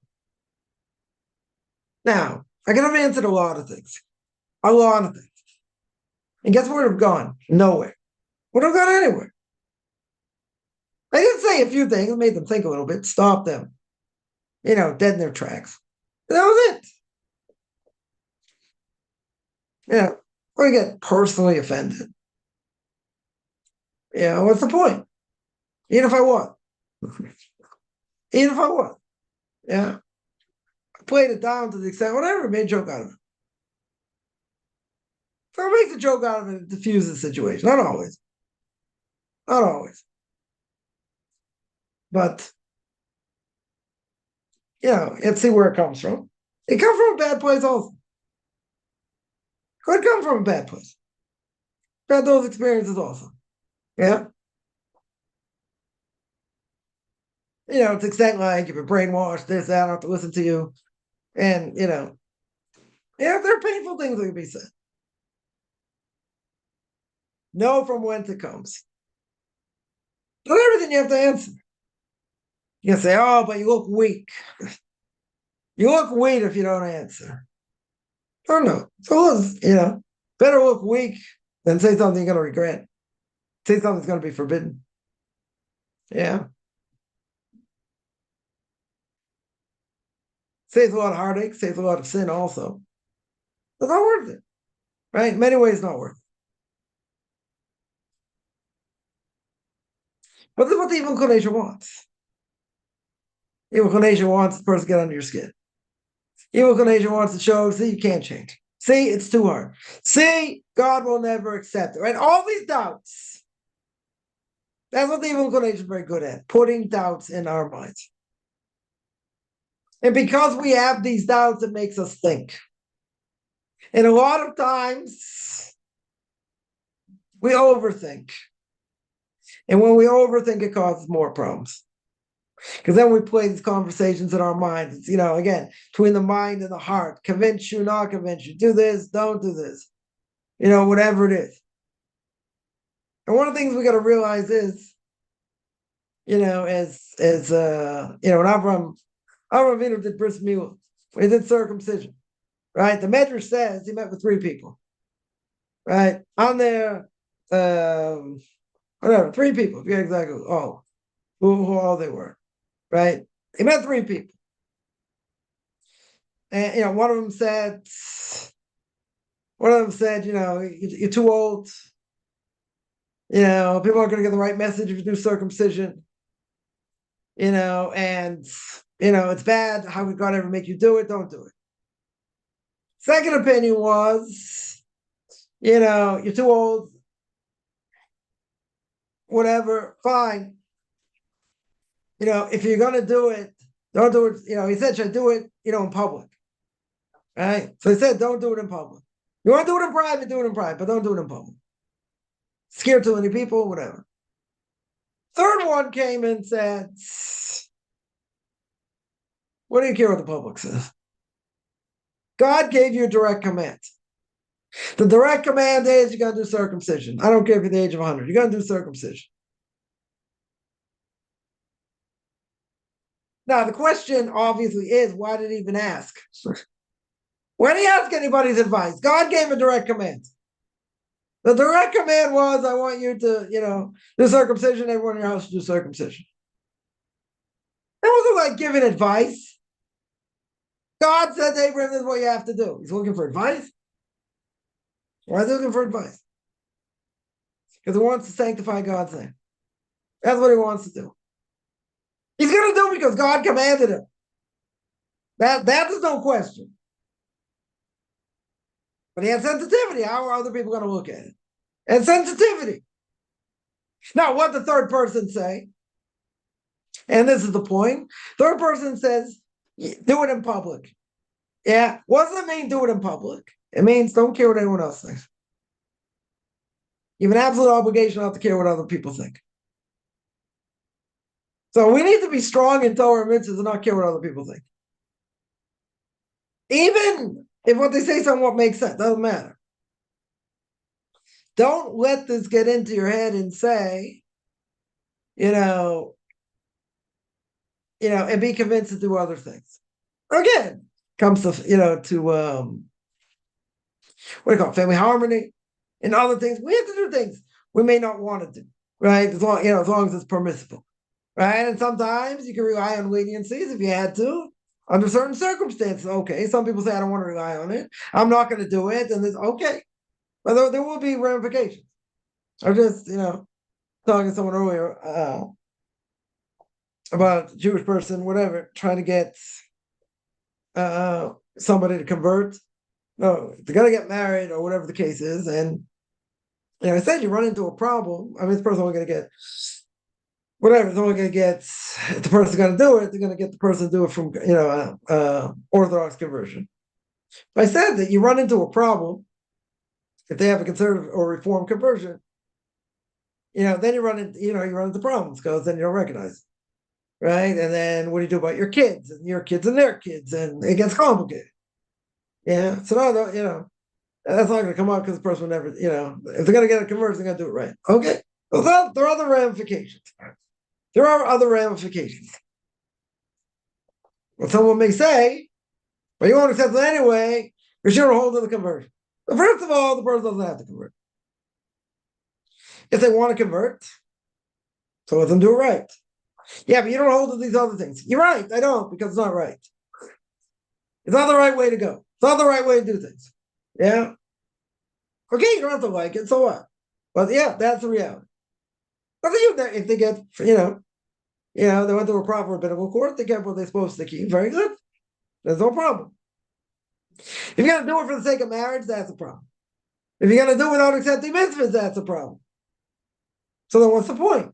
I want to make the family happy. Okay. Right? So you're in a sticky situation. But it doesn't mean our principles bend. Yeah, that is the point. Principles don't bend over here. There's a right way to do things. There's a wrong way to do things. But there are repercussions. See, nobody wants to hear this. Yeah, they don't want to hear the repercussions. Well, this person already did it. So what? Again, you can bear a grudge of what they did, this, that, you have to see proper perspective, very good. So what if the person did it? That means they get off scot-free. They paid a price. Okay. So what if a person did it? Was there an apology? No. Well, they made an apology. There was no apology. Okay. Yeah. There's no repentance here. Someone sent me a Rambam, sent me a quote of the Rambam. Non-religious person, and, it's about repentance. Saying, I have to forgive somebody. They said, well, don't you respect Maimonides? I said, absolutely. They said, so what do you do with what Maimonides says over here? Yeah. What were they quoting? They were quoting that a person comes to you, ask for forgiveness, you should forgive them. Otherwise, you're considered cruel. Okay. Spoken about that a lot. Very good. So they quote this Rambam. They sent me this Rambam. They want to have a discussion on this Rambam. Yeah, like golden opportunity for doing Jewish outreach. Yeah. So I said, great. I said, what does the Rambam say? I said, you can read it in English as much as I can. Yeah, forget about the Hebrew. Well, we'll look at it in English. I said, let's read what it says. I said, it says what Maimonides says over here. If someone comes to you and asks for forgiveness, and you don't give them forgiveness, you're considered cruel. They say, you hold of that? I said, yes. Now, it's not always easy to accept forgiveness, but okay. Yeah. That is what a person should do. And if God, if we look the other way when someone else did against us, God's going to look, the other way what we did against him. Again, I'm not talking about, someone's traumatized or other things. Make it very simple. So I said, you're right. This is what Maimonides says. It said, okay, so what's your answer? What's your answer for this person? So I said, okay, let's look again. Let's analyze. Maimonides over here says very clear. If someone asks for forgiveness, you should forgive them. That's what he says. They said, so you agree? I agree. I said, okay, so now let's play it out. Did the person ask for forgiveness? If the person didn't ask for forgiveness, now, yeah, you can tell me I still got an obligation to forgive them, even if they don't ask for forgiveness. The question how that works, but that's not the point. That's not the point. If someone technically does not ask you forgiveness, does that Rambam apply? Doesn't apply. Why doesn't it apply? Because the person never asked for forgiveness. So the person never asked for forgiveness. That makes me cruel. He didn't do it. If the person asks for forgiveness, you should forgive them. Otherwise, you're cruel. Very good. Right? So my question was, did the person never ask for forgiveness? I thank God they didn't. I don't know if I would have been able to accept their forgiveness, but I don't believe they would have been sincere. But in either case, I said the person never asked for forgiveness. So you're right. This Rambam is very true. I don't deny it's true. But he said it's only true if the person asks for forgiveness. If the person doesn't ask for forgiveness, what's my obligation? Technically, no obligation. But the person already did it. That wasn't the question. That was not the question. That's not what he's addressing. He's addressing someone asking for forgiveness. So again, did the person ask for forgiveness or not? Yes or no? Person did not ask for forgiveness. I said if they didn't ask for forgiveness, I have nothing to say over here. This does not apply. That flustered the person. Totally flustered them. But it doesn't matter what the person did. That's not the point. What did they do for forgiveness? And if they didn't do anything for forgiveness, my obligation to forgive them, it should be. I didn't go that far, but it should be. They don't ask for forgiveness. That's a harder thing to do. But the Rambam's case is very specific. The Rambam's case is they have to ask for forgiveness. That's when it applies. Right? Very simple inference. If they don't ask for forgiveness, technically, do I have to forgive them? Why do I have to forgive them? Forget about how it looks. Forget about seeing the bigger picture. Forget about all that. Do I have an obligation to forgive them or not? According to the Rambam, no. Seemingly not. You say, go beyond the letter of the law. It'd be better for you. Get it off your chest. Very good. That's not what he says. He makes very clear. You ask for forgiveness. Okay, it's a different issue. I don't like that answer. Yeah. I will tell you how the rest of the conversation went. Didn't go well. Yeah, didn't go well. But I have my ground. Absolutely held my ground. Now, are we going to win any of these arguments? Maybe not. If they don't win to say something, we're not to say something. Yeah. Now, is that something, I'm going to lick it under my skin? I'm going to sit there and think about it. Oh, maybe it could have answered like this, could have answered like that. No. Right? Try to be sensitive. Yeah, but I'm not going to be thrown under the bus in any way, shape, or form for something that someone else did not do. Yeah. Now, at the end of the day, it doesn't matter if the action was done or not. So then someone will say, in Leviticus 19, we'll get there one day, I don't know when, right? Leviticus 19 says you can't bear a grudge, can't take revenge. Very good. So you can't bear a grudge. Okay. So really, then you tell me, according to that, you should forgive them anyway, even if they don't ask for forgiveness. True. Torah wasn't given to Malchei Yesharis. Torah wasn't given to angels. It's kind of hard to do, right? Let's say it's hard to do for someone to do that. Okay. So that's not necessarily a grudge. Could be called a grudge, maybe, depending where the person's holding. But okay. That's not an easy thing to do. Yeah, I have to work on it. You have to think of the bigger picture, proper moon of this. Okay. Even with all that, isn't someone going to try and put pressure? Isn't someone going to try and make you look bad? Isn't someone going to try and say, come on, what conversation comes out after that? You do what you want anyway. There is no true answer. Oh, Rabbi has different opinions. Oh, it's not really, it's not really true. People pick and choose this, that. They don't understand how it works. They don't say, yeah, there are different opinions, different things. Okay, the vast majority of things we agree on, right? There are things, okay, that, people have different customs, different things. 97%, we all agree on most things. Right? So it's not about, I pick and choose, do whatever you want. It's not true.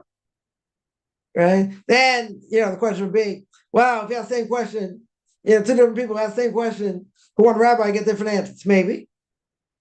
Maybe you would get a different answer. Depends what they ask. Right? Or it depends on the person. One person, you might get one answer. Another person is not really holding anyway, whatever, they might get a different answer. Right? Sometimes the answer is going to be the same. It doesn't change. Depends. But they can say, see, they just do what they want. But that's not true. It's very hard to argue these things, right? But, because people see what they want to see. Say, see, you're stubborn, you just do what you want. It's not true. Definitely not true. But, at the end of the day, where's it coming from? Why is the person bringing it up? What do people don't think necessarily, they react. As we've said. People react. You got to think. Not everything needs to be answered, as we always say. You got to think how to answer. Even if you have the right answer, how's the other person going to take it? If they take it the wrong way, you got to be very careful. But if they take it the wrong way, but you explain it very clearly, then it's not your fault. Right? That's the same thing where the Torah says, let us see what's going on in Sodom. Who's we? Who's the plural we for the English out there? Who's we? So God's talking to the heavenly court. They need to talk to the heavenly court, destroy Sodom? No. Right? But it shows a level of modesty. He's talking to people much greater than lesser than him. He's taking their counsel. Doesn't mean he's going to listen to it, but he's taking their counsel. Does he have to? No. Yeah. Now, couldn't a person make a mistake and say, see, it must be more than one God? Yeah, they can make a mistake. Is that what God wants? No. But he gave them free choice. They want to make a mistake, they'll make a mistake. Someone wants to, misinterpret what you say, you made it very clear. They can also make a mistake. Very easily, they can make a mistake. Yeah, because they have an agenda. Very good. So everyone has an agenda. Okay, so we got to be careful. 100%, we got to be careful. No matter what we say, we got to be careful. Right? Now, if someone's not going to listen, and they probably will take it out of context, is it worth it? Probably not. Might not have a choice. Right? Might not have a choice. But here people say things. They said, I didn't say that.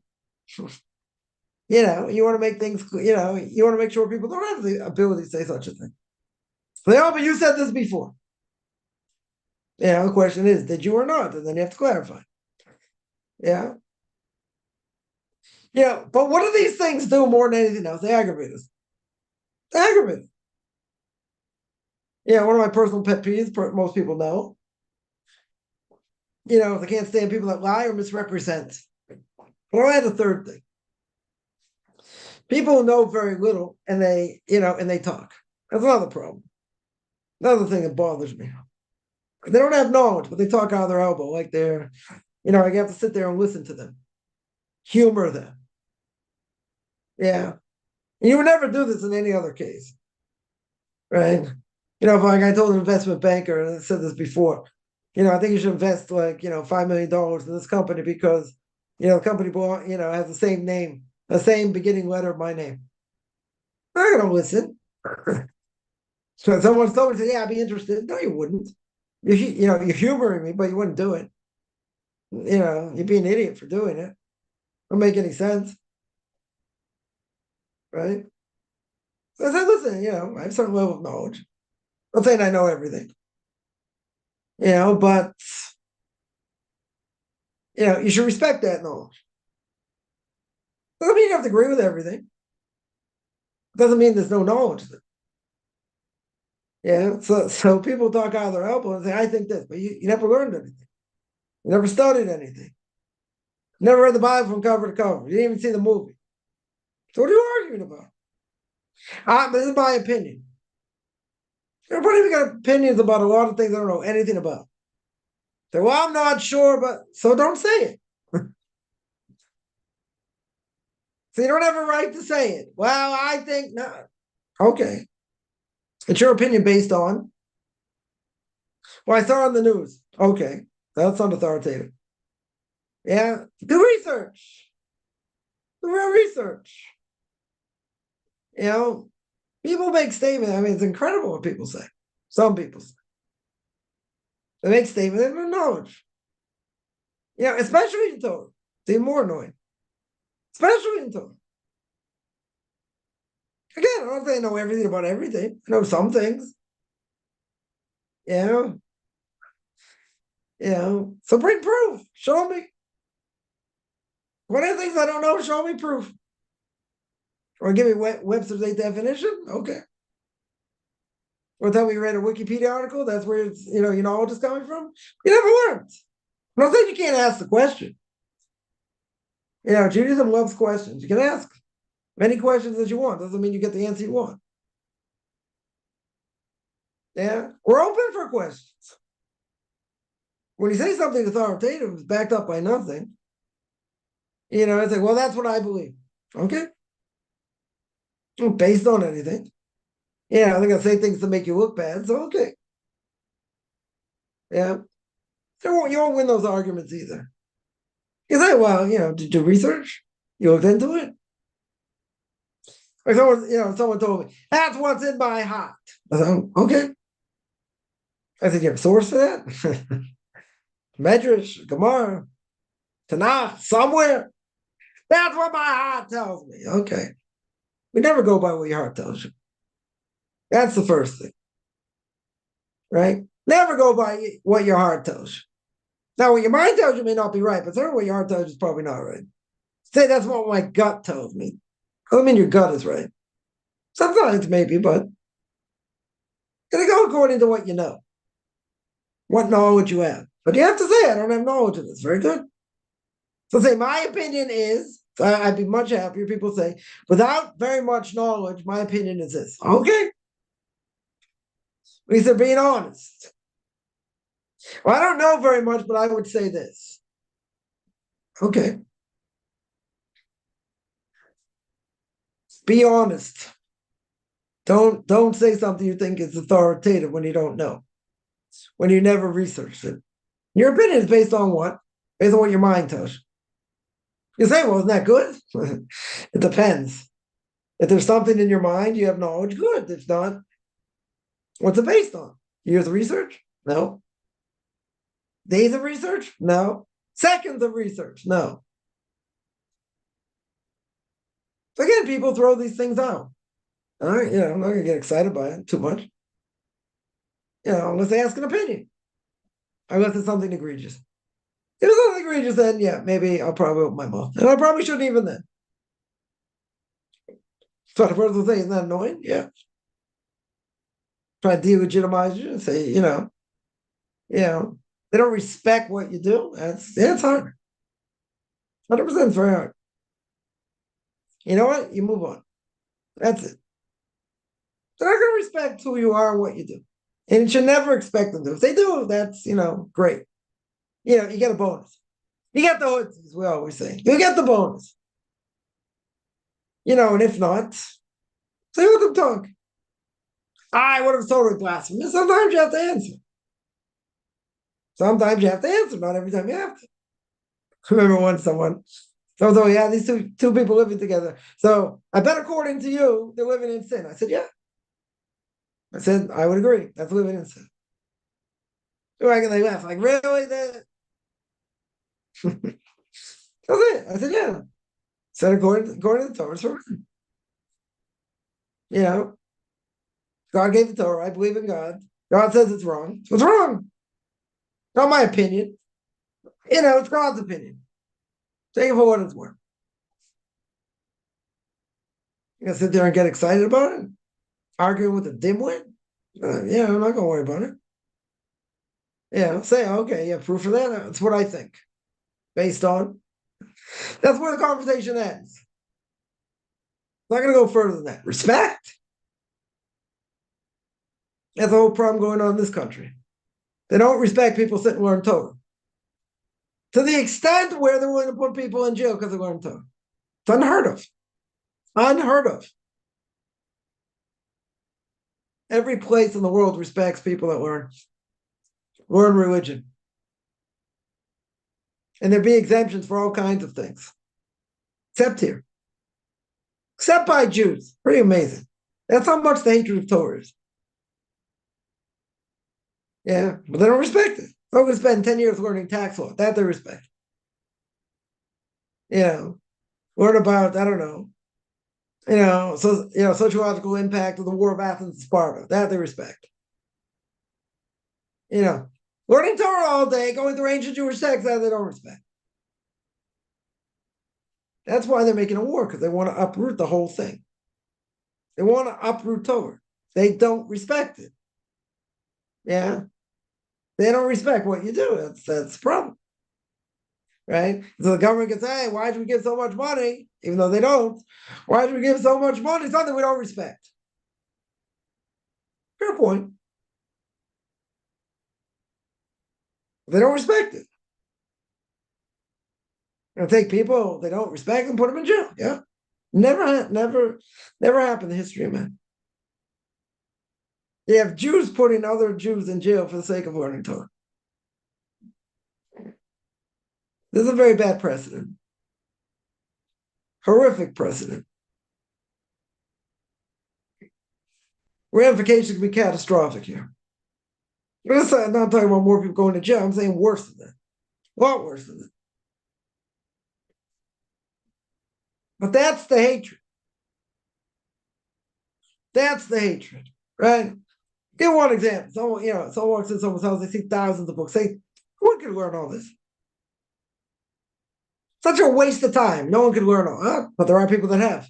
There are people that have learned all of it. Yes. Now, a person went in a doctor's office, saw 3 bookshelves full of medical books. They're going to say, nobody can learn all this. Of course not. They walk in an accountant's office. A professor's office got, thousands of books. They ever going to make such a statement? Never. Why won't they make the statement? Because they respect it. They may think in the back of my mind, wow, it's a lot of books. How much they really read? They might think that in the back of their mind. They would never say it. Why would they never say it? Or a lawyer's office, even better. Why would they never say it? Because they respect it. They absolutely respect it. Or they don't respect, so they belittle it.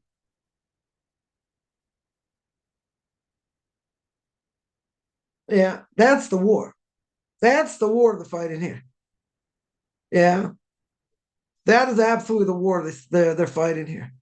They don't respect Torah. Clear. Right? People can do all kinds of things. Yeah. And it's, to respect is the way of life. What they do. Reading Torah all day is not considered legitimate. Not considered legitimate. Maybe for some, okay, they're going to be the rabbis, the size of Jewish law for the next generation. Very good. Everybody else, well, they're going to do something real. Write a book on tax law. They don't respect it. They don't respect the way of life. Isn't that bad? Jews doing that? Ooh, is it bad in the Holy Land they're doing that? Yes. Be payback. God forbid serious payback. Well, it's a scary phenomenon. But this is how far it goes. This is absolutely how far it goes. All right, I'm going to stop here. I do this every Saturday, 2 o'clock Eastern Time, 9 o'clock Israel time. Anyone has any questions, find me on Facebook at Michael Kaufman, Beyond Orthodox Conversion Judaism, orthodoxconversion.com, Beyond Orthodox Conversion Judaism on YouTube. That I have videos on Q&As, ethics for our fathers, book of Leviticus. Want to send me an email, Rabbi Chaim Kaufman at gmail.com, RBBI, CHIMCOFFMAN at gmail.com.